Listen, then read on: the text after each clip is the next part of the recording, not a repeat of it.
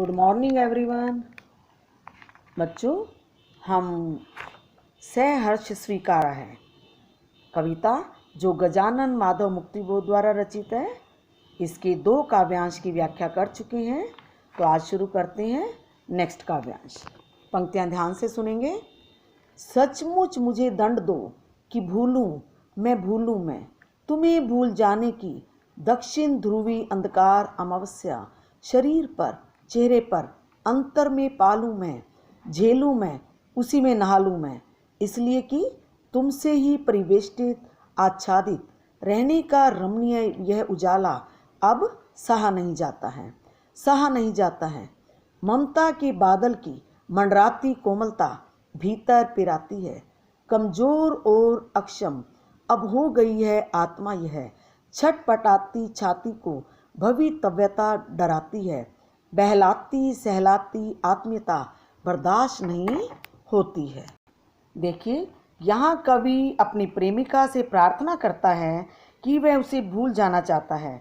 हालांकि उसे भूलना कवि के लिए बड़ा दंडनीय है, कष्टदायक है, फिर भी वह इस कष्ट को झेलना चाहता है। कवि चाहता है कि उसका जीवन अपनी प्रेमिका के वियोग के कारण दक्षिणी ध्रुव जैसे अनंत अंधेरे में डूब जाए।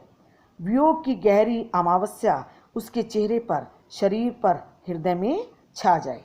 वह उस वियोग की पीड़ा को भरपूर झेले और उसमें नहा ले। अर्थात कहने का भाव यह है कि कवि उसके बिछुड़ने का दर्द पूरी तरह से सहन करे, ये वो कहना चाहता है। कारण यह है कि उसका वर्तमान जीवन अपनी प्रेमिका से पूरी तरह से घिरा हुआ है।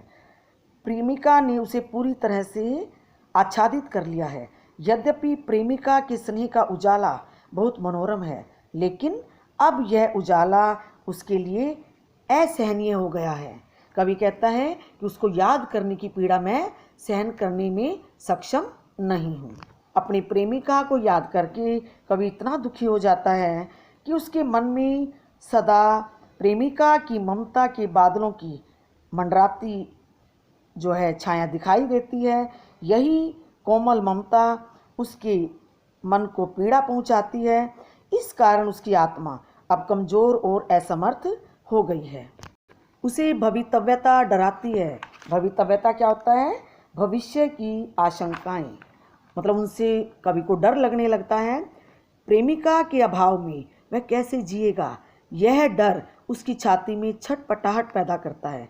इसलिए अब वो अपनी प्रेमिका को बहलाना सहलाना रह रहकर जो है उसे याद करना, कवि कहता है कि मुझसे सहन नहीं होता।